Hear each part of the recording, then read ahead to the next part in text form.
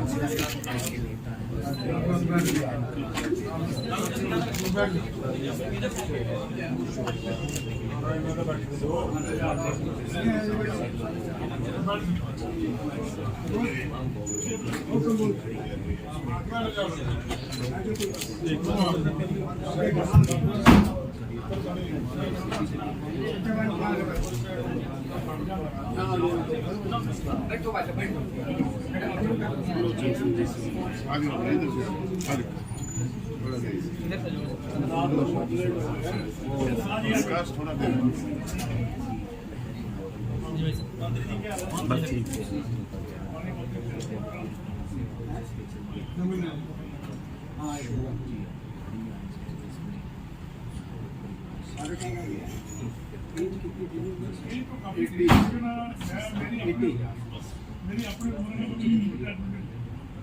देखा ही नहीं मेरे सामने किसी की कोई सेवा नहीं कर रहा। पहली रात हमारे घर से खाना आया मेरे भाई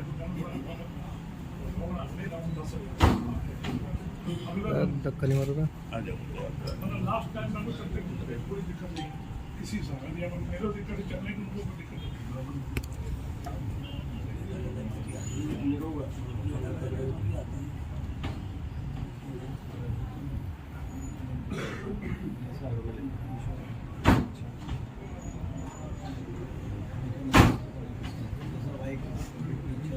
उसकी चाहिए क्या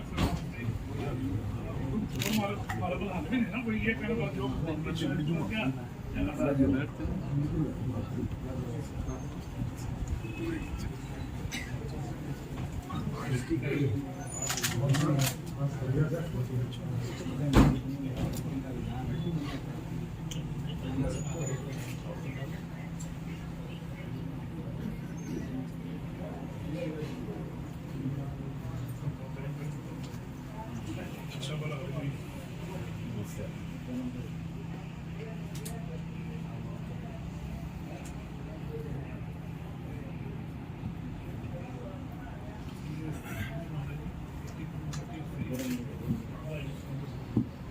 इकट्ठे थे जी अपना इकट्ठे थे सारे अपना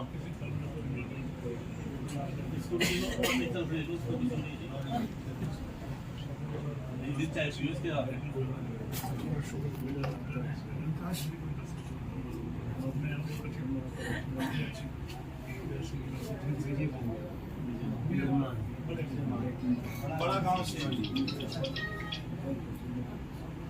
हमारा ग्रुप रहा है कभी सारा अपने ग्रुप में शेर था हमारा भांजा है सीमा हमारी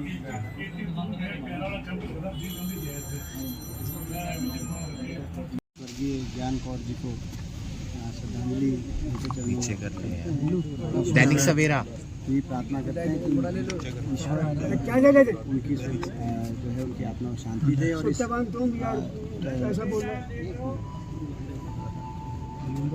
ये प्रार्थना करते हैं ईश्वर उनकी आत्मा को शांति दे और इस दुख की घड़ी में परिवार को शक्ति दे।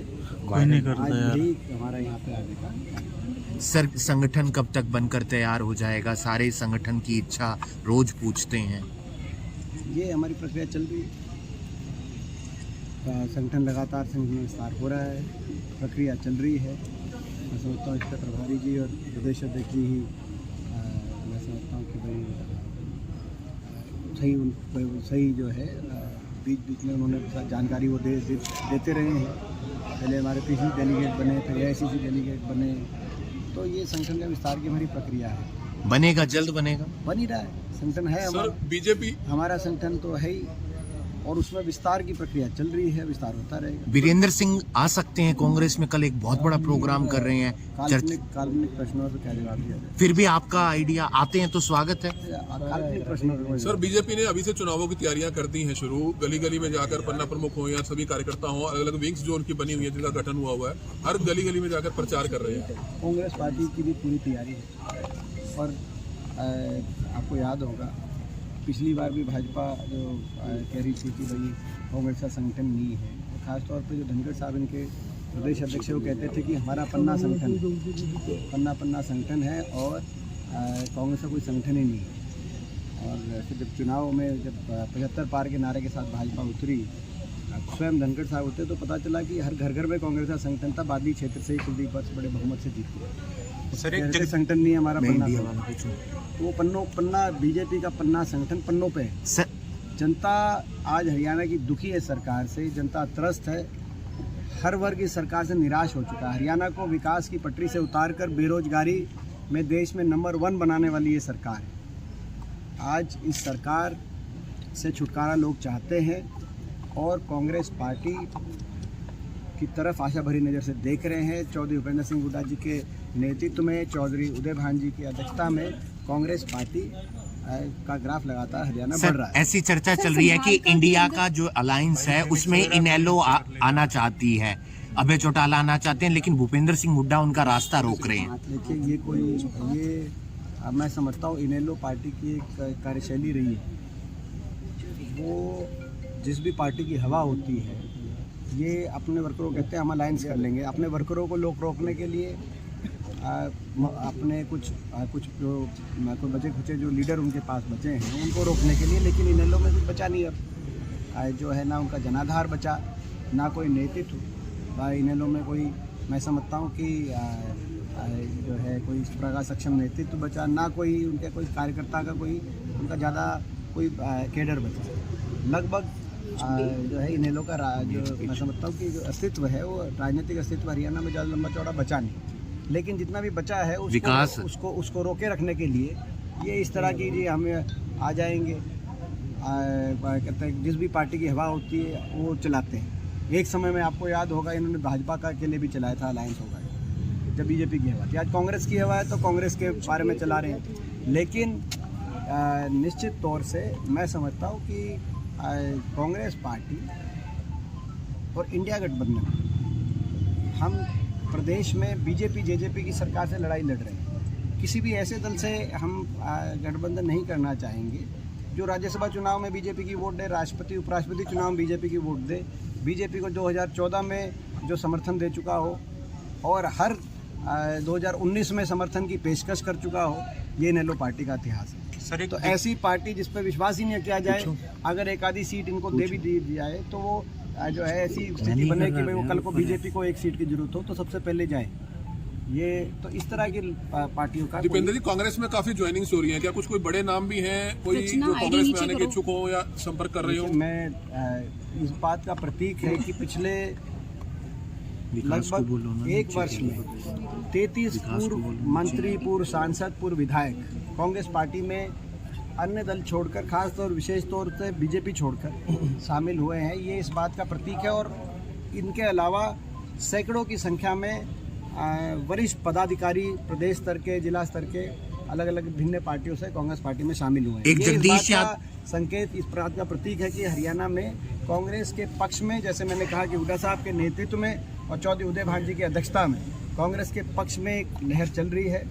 नहीं तो 33 हमारी कुल जो है विधानसभा की संख्या 90 है, तो 1/3 से ज़्यादा पूर्व विधायक, आप समझें इसका अर्थ है प्रदेश की राजनीति में। और ये जो ज्वाइनिंग का सिलसिला है, ये मैं समझता हूँ ये इस आने वाले महीनों में और तेज़ी से। कोसली से जगदीश यादव शामिल हुए हैं, क्या किसी कंडीशन के साथ शामिल हुए? कोई भी ज्वाइनिंग हरियाणा प्रदेश कांग्रेस कमेटी में जो जैसा कि स्पष्ट कर चुके हैं, जो है हुड्डा साहब स्पष्ट कर चुके हैं, चौधरी उदय भान जी स्पष्ट कर चुके हैं कि सभी जो है कार्यकर्ता के रूप में कांग्रेस पार्टी में शामिल हो रहे हैं और सभी को उचित मान सम्मान कांग्रेस पार्टी। संभालका के अंदर विधायक के बेटों पे वारंट निकला गया है, क्या कहेंगे? पंजाब में भी आपके विधायक पे एलिगेशन आए हैं। देखिए जो है मैं समझता हूँ कि जो एक जनरल बात है, इसमें कोई दो राय नहीं है कि जांच एजेंसियों का जो सत्ता दल है, उस सत्ता दल के द्वारा जांच एजेंसियों का दुरुपयोग करके विपक्ष को निशाने पे लेने की पूरे देश के अंदर इनकी कार्यशैली जो है मैं समझता हूँ देखी जा सकती है। क्या आपको लगता है भूपेंद्र सिंह हुड्डा मुख्यमंत्री पद के प्रबल दावेदार हैं? देखिए ये बात, इसका प्रश्न का जवाब आप जनता से पूछिए। मैं वो तो जनता- कहते हैं आप जनता के बीच में रहते हैं। आपका क्या मानना है सर? नहीं, मैं क्या कहूँ, आप जनता से पूछिए। मैंने इसका जो जवाब दिया आपको, इस प्रश्न का जवाब आपको जनता बता। सर दुष्यंत चौटाला सर, पीछे भी हुआ था कि राजस्थान की बाप तरफ रुख बेटे कर की रहे हैं, नहीं उस पर चलेगी। क्या समझते हैं कि पार्टी को विस्तार कर रहे हैं राजस्थान की तरफ? यहाँ पे क्योंकि उनका कुछ बचा नहीं। जेजेपी पार्टी एक विश्वासघात का पर्यायवाची बन गई है पार्टी। इन्होंने हर वर्ग को से धोखा देने का काम किया। जेजेपी पार्टी पहले कहा कि बीजेपी को जमुना पार, फिर बना दी बीजेपी के साथ मिलकर सरकार। पहले किया अपने मतदाता के साथ विश्वासघात, फिर कहा 5100 बुढ़ापा पेंशन, फिर मुकर गए। फिर कहा बड़े बुजुर्गों के साथ विश्वासघात, फिर कहा किसान के 3 कानून वापस नहीं हो सकते, कभी कोई प्रावधान नहीं है, फिर प्रधानमंत्री जी ने वापस कर दिया।